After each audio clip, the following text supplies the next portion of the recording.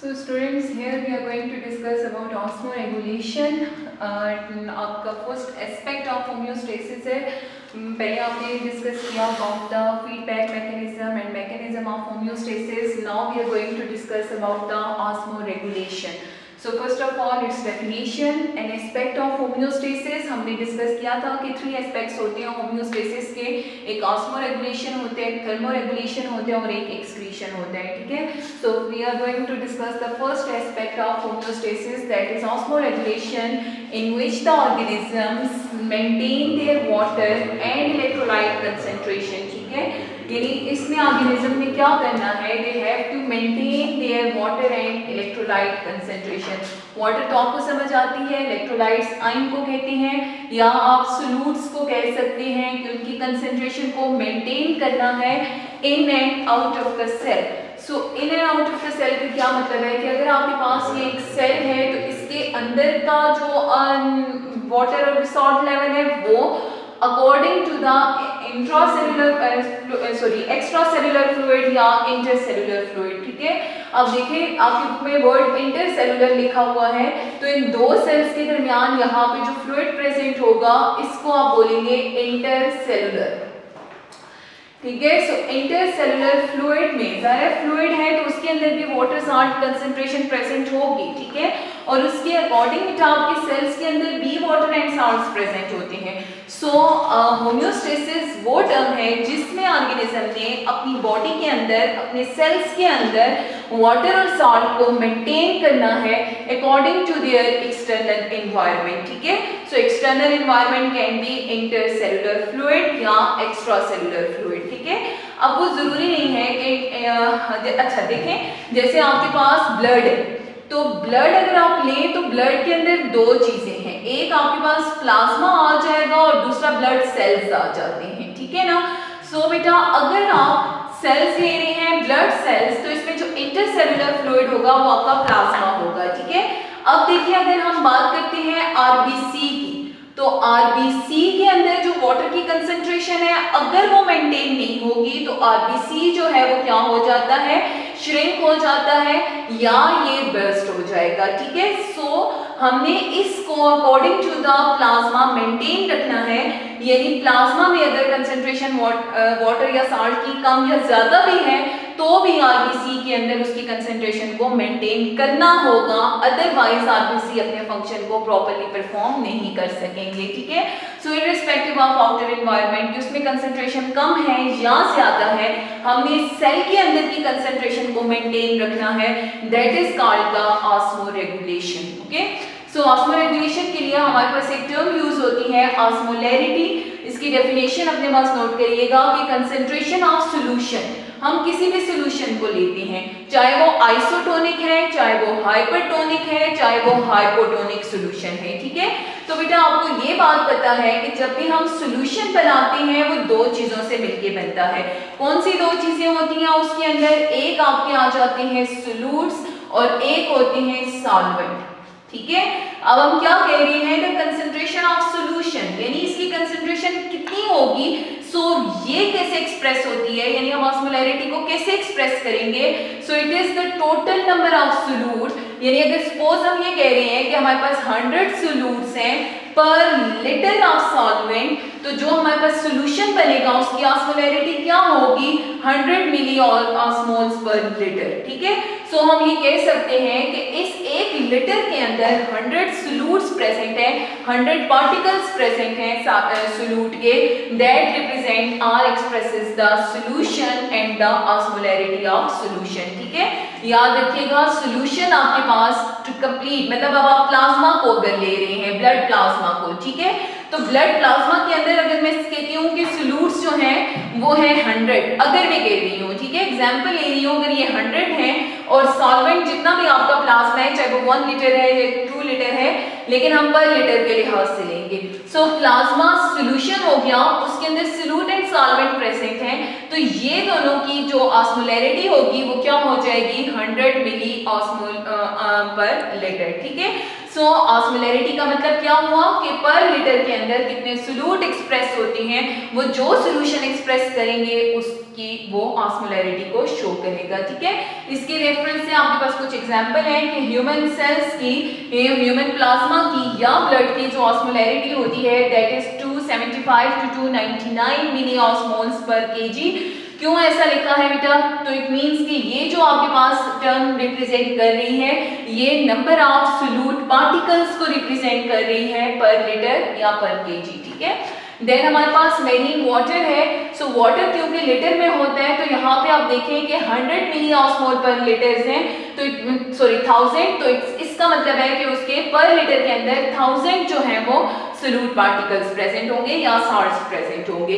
सो इसी तरह अगर इन मेरीन ऑर्गेनिज्म के ब्लड को आप देखें तो क्योंकि मेरीन में ऑर्गेनिजम्स के अंदर जो है वो सॉल्ट्स मेरीन वाटर के अंदर सॉल्ट्स ज्यादा होते हैं तो इसलिए उसकी ऑस्मोलैरिटी भी ज्यादा है, लेकिन उसके मुकाबले में मेरीन ऑर्गेनिजम्स के अंदर सॉल्ट्स कम होते हैं तो आप देखो कि उसके अंदर जो ऑस्मोलैरिटी है वो भी कम होगी। ठीक है, सो ऑस्मोलैरिटी को मेंटेन करने के प्रोसेस को हम ऑस्मोरेगुलेशन कहते हैं।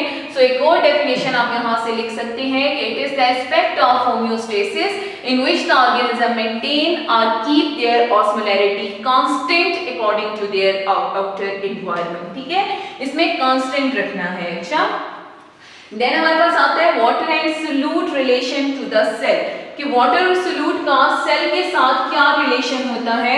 सो बेटा इसमें आपने पहले भी कुछ पढ़ा था कि हमारे पास जो सॉल्यूशंस होते हैं वो 3 टाइप्स के होते हैं। ठीक है, अब अगर मैं ये कहती हूँ कि ये 3 इन्वायरमेंट्स हैं, ठीक, और इन 3 इन्वायरमेंट्स के अंदर मैंने आरबीसी को रखा है। कंसंट्रेट, आपने सेल में सेल के साथ रेलेवेंट देखना है कि वाटर एंड सोल्यूट का क्या रिलेशन होता है। ठीक, और यहाँ पे भी आपने आरबीसी को रख दिया और ये 3 सॉल्यूशन आप ले रहे हो, यानी 3 तरह के इंटरसेलुलर एनवायरनमेंट है। ठीक है, पहला मैं एनवायरनमेंट कहती हूँ कि दिस इज हाइपोटोनिक, दूसरा है आइसोटोनिक, थर्ड है हाइपरटोनिक। ठीक है, यानी मैं 3 सॉल्यूशन ले रही हूं, हर एक की अपनी अपनी ऑस्मोलैरिटी है, हर एक में अपने अपने नंबर ऑफ सोल्यूट्स प्रेजेंट है। ठीक है, सो हाइपरटोनिक की ऑस्मोलैरिटी कम होगी। क्यों कम होगी? क्योंकि इसमें मोर वाटर होता है और लेस सोल्यूट होती है, सो इसकी ऑस्मोलैरिटी ऑटोमेटिकली कम होगी। क्यों ऑस्मोलैरिटी कम हुई है? क्योंकि हमने ये कहा है कि this is the number of solute per litre of solvent. ठीक है, so if the number of solute are less it means the osmolarity is less. ठीक है ना, देन आइसोटोनिक, आइसोटोनिक में क्या है कि इक्वल सोल्यूट एंड सॉल्वेंट होते हैं। ठीक है, देन हमारे पास हाइपरटोनिक है। So hypertonic has more solute less solvent, so it means कि इसकी ऑस्मोलैरिटी ज्यादा होगी। ठीक है, हाइपरटोनिक की ऑस्मोलैरिटी ज्यादा होगी as compare to the hypotonic. Okay, अब देखिए मैंने ये कहा कि हमने वाटर एंड सोल्यूट का रिलेशन पढ़ना है सेल के साथ। देखो बेटा यहाँ पे आपके पास है हाइपोटोनिक एनवायरनमेंट, मैं सपोज प्लाज्मा को लेती हूँ कि ये प्लाज्मा है और वो हाइपोटोनिक है, यानी उसमें वाटर की कंसंट्रेशन ज्यादा है। ठीक है, तो आरबीसी क्या करेगा, इसमें वाटर की मूवमेंट होगी इनसाइड।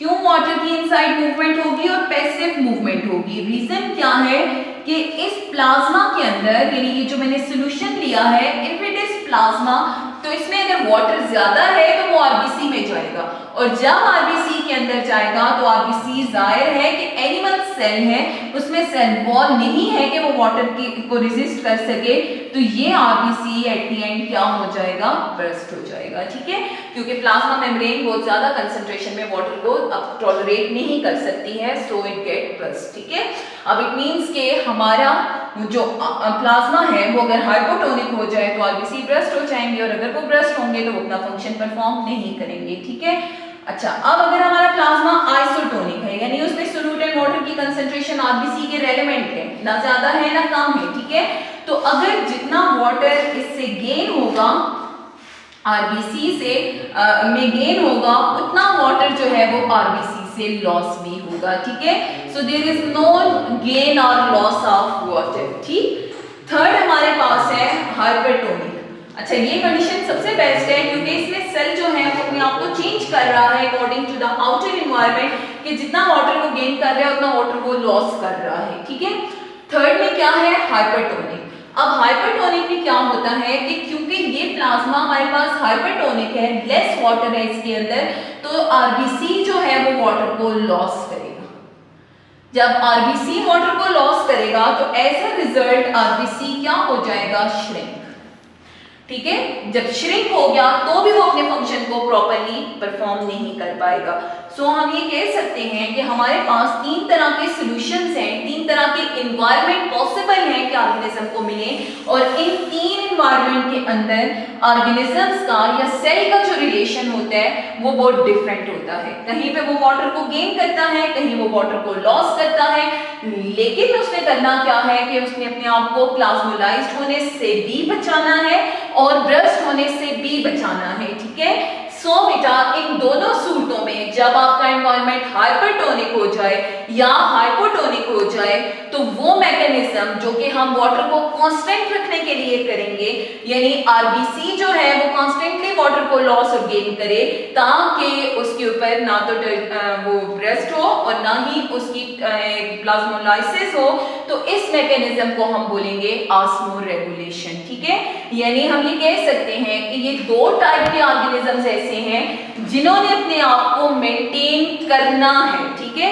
उन्होंने अपने आप को कांस्टेंट लेवल पे लेके आना है, ना वो ज्यादा वाटर को गेन करें और ना वो ज्यादा वाटर को लॉस करें, मतलब दे टेंड टू मेंटेन। जब उन्होंने मेंटेन करना है तो this phenomena is called osmoregulation. ठीक है, लेकिन अगर सेल के अंदर 70% वाटर मेंटेन नहीं होगा तो या सेल बर्स्ट हो जाएगा और या सेल जो है वो प्लाज्मोलाइज्ड हो जाएगा, और दोनों सूरतों में वो अपने फंक्शंस को लॉस कर देगा। ठीक है, सो इसकी बेस पे अगर हम देखें ऑस्मोरेगुलेशन में, तो जो ऑर्गेनिजम्स मेंटेन रखते हैं या उनके सेल के साथ उनका जो रिलेशन होता है वो दो तरह का होता है।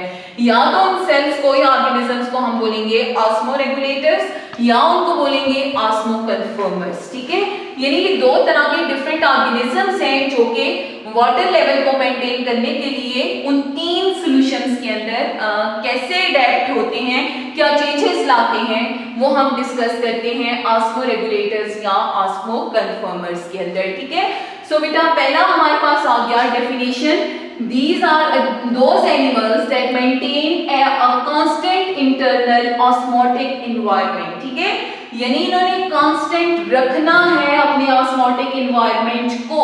अगर वो कांस्टेंट नहीं रखेंगे तो दे मे गेट बर्स्ट और दे मे गेट प्लाज्मोलाइज्ड। ठीक है, in spite of any change in their external environment. बेशक उनका आउटर एनवायरनमेंट जो है वो हाइपरटोनिक या हाइपोटोनिक होता रहे, लेकिन उन्होंने अपने आप को मेंटेन करना है, और वो जिस मैकेनिज्म से मेंटेन करेंगे उसको हम ऑस्मोरेगुलेशन कहेंगे और ऑर्गेनिज्म को ऑस्मोरेगुलेटर कहेंगे। ठीक है, जबकि अगर आप ऑस्मोकन्फर्मर्स को देखें तो these are those animals whose body fluid are in osmotic balance with its environment। हाँ, ऐसे बहुत सारे ऑर्गेनिजम्स हैं जो आपके पास कार्टिलेजिनस फिशेस हैं और कुछ बोनी फिशेस भी हैं, लेकिन मोस्टली जो कार्टिलेजिनस फिश आपने पढ़ी थी, ईल थी, शार्क थी, और इस तरह से जितनी भी कार्टिलेजिनस फिश हैं वो सब जो है वो अपने आउटर एनवायरनमेंट के साथ आइसोटोनिक होती हैं। जब वो आइसोटोनिक है तो इट मींस कि वो ऑस्मोटिक बैलेंस के ऊपर है, जितना वाटर वो गेन कर रही हैं उतना वाटर और सॉल्ट को लॉस कर रही हैं। इट मींस कि उनकी बॉडी के ऊपर कोई चेंज नहीं आ रहा, तो ऐसे ऑर्गेनिजम्स को हम बोलेंगे ऑस्मोकन्फर्मर्स। ठीक है, और अगर उनकी बॉडी पे चेंज आता है और उन्होंने मेंटेन करना है अपने आप को, देन दे आर कॉल्ड ऑस्मोरेगुलेटर्स। ठीक है, so beta then habitat, osmoregulators can be present either in marine environment, they can be in fresh and they can be in terrestrial environment। ठीक है, marine वो होता है जिसमें salts ज्यादा होंगे, फ्रेश वाटर वो होता है जिसमें वाटर ज्यादा होता है, और टेरेस्ट्रियल आपको पता है कि इंग्लैंड को कहा जाता है। ठीक, देन ऑस्मोकन्फर्मर्स आर ऑलवेज मेरीन, और आपने याद रखना है कि ये ऑस्मोकन्फर्मर्स होती हैं कार्टिलेजिनस फिशेस। जितनी भी कार्टिलेजिनस फिश है वो सारी की सारी ऑस्मोकन्फर्मर्स हैं। ठीक है, देन हमारे पास मैकेनिज्म है कि they actively regulate your internal osmolarity. Osmolarity की बात हम कर चुके हैं कि this is the number of solute fluid particles per litre. तो इन्होंने एक्टिवली रेगुलेट करना है। कैसे एक्टिवली रेगुलेट करेंगे बेटा? सो उसके लिए आप एक एग्जांपल देख लें कि अगर हमारे पास ये फिश है और ये सपोज है कुछ ज्यादा ही अजीब सी फिश बन गई, ठीक है, और ये आपके पास है फ्रेश वाटर में, ठीक है। सो याद रखिएगा कि फ्रेश वाटर का मतलब है उसमें वाटर ज्यादा है, साल्ट्स कम है, ठीक है। अब इन्होंने ऑस्मोलैरिटी को मेंटेन करना है, रेगुलेट करना है, तो एक्टिवली कैसे करेंगे? तो इस मैकेनिज्म को आपने याद रखना है कि इनकी बॉडी के अंदर जो वाटर है वो तो सराउंडिंग से इंटर होगा ही होगा। क्यों होगा? उसका रीजन क्या है कि इनके आउटर एनवायरनमेंट में वाटर की कंसेंट्रेशन ज्यादा है, ठीक है। जबकि बेटा ये साथ साथ क्या करेंगे? साल्ट्स को लॉस भी करेंगे। क्यों साल्ट्स को लॉस करेंगे? क्योंकि आउटर एनवायरनमेंट के मुकाबले में इनकी बॉडी जो है वो हाइपरटोनिक होती है, आउटर के मुकाबले में हाइपरटोनिक है। सो इट मींस कि ये साल्ट्स को क्या कर रहे हैं? लॉस कर रहे हैं और वाटर को थ्रू आउट द बॉडी जो है वो गेन कर रहे हैं, ठीक है। ये तो होगी पैसिव मूवमेंट यानी diffusion from higher to lower concentration. लेकिन देखें इस तरह करने से तो वो सारे साल्ट्स को लॉस कर देंगे। तो इन्होंने क्या करना है कि कुछ साल्ट्स को एक्टिवली गेन भी करना है एक्टिव प्रोसेस के थ्रू, ठीक है। उसके लिए कुछ सेल्स होती हैं जिनको आयनोसाइट्स कहते हैं, ठीक है ना। सो ये आयनोसाइट्स क्या करते हैं? साल्ट्स की एक्टिव मूवमेंट करते हैं। एक्टिव मूवमेंट का क्या मतलब होता है? लेस साल्ट से हायर साल्ट कंसेंट्रेशन की तरफ मूव करना, ठीक है। सो दे मेंटेन और रेगुलेट देयर ऑस्मोलैरिटी एक्टिवली, जबकि इनका जो दे change their internal environment actively और पैसिवली, दैट डिपेंड्स कि उनके आउटर एनवायरनमेंट में साल्ट ज्यादा है कम है, वो उसके हाथ से उसको गेन या लॉस करेंगे, ठीक है। देयर इनकी नेचर दे आर कॉल्ड स्टीनोहेलाइन। स्टीनोहेलाइन का मतलब होता है they can tolerate only narrow range of salinity, यानी ये वो ऑर्गेनिज्म है जिनको आप उठा के बहुत ज्यादा साल्ट की कंसेंट्रेशन में नहीं रख सकते हैं। जबकि क्योंकि ये आपके मेरीन ऑर्गेनिजम्स हैं तो दे आर यूरोहेलाइन। इनको क्यों कहा जाता है? क्योंकि ये मेरीन रेंज में रह रहे हैं और मेरीन में साल्ट की कंसेंट्रेशन ज्यादा होती है, ठीक है। Then their body fluid. So बेटा इनका बॉडी फ्लूइड जैसे हमने यहाँ पे डिस्कस किया, दे कैन बी हाइपरटोनिक और हाइपोटोनिक टू देयर एनवायरनमेंट, जबकि इनका जो बॉडी फ्लूइड होगा इट इज ऑलवेज आइसोटोनिक, तभी उनका net gain and loss of water zero होगा, यानी वो जितना गेन करेंगे उतना लॉस कर देंगे, ठीक है। और लॉस जिसमें आता है नेट गेन और लॉस ऑफ वाटर, तो आपने याद रखना है कि इनमें loss and gain of water होता है अकॉर्डिंग टू द एनवायरनमेंट। देखिए अगर आपने पानी नहीं पिया, आपके सेल में वाटर की डेफिशिएंसी है, तो आपका सेल हर सूरत आउटर एनवायरनमेंट से वाटर को गेन करेगा, ठीक है। और अगर आपके सेल के अंदर वाटर की एफिशिएंसी है तो वो हर सूरत अपने आउटर एनवायरनमेंट के लिहाज से वाटर को लॉस करेगा, ठीक है। सो दैट्स व्हाई हम ये कह सकते हैं कि देयर इज नेट गेन और लॉस ऑफ वाटर, यानी कुछ ना कुछ वाटर जो होता है वो उनके अंदर गेन या लॉस होता है, ठीक है। अब यहाँ पे नेट गेन और लॉस ऑफ वाटर नहीं है। क्यों नहीं है? क्योंकि जितना ये गेन कर रहे हैं उतना लॉस कर रहे हैं, कोई वाटर यहाँ पे स्टोर नहीं हो रहा इनको कांस्टेंट लेवल पे लाने के लिए, ठीक है। So these are the difference between osmoregulators and osmoconformers. Osmoregulators की डिफरेंट हैबिटेट्स में डिफरेंट एडेप्टेशंस हैं, वो हम अगले टॉपिक में डिस्कस करेंगे, तो आपको ये वाले पॉइंट्स जो हैं वो ज्यादा क्लियर हो जाएंगे।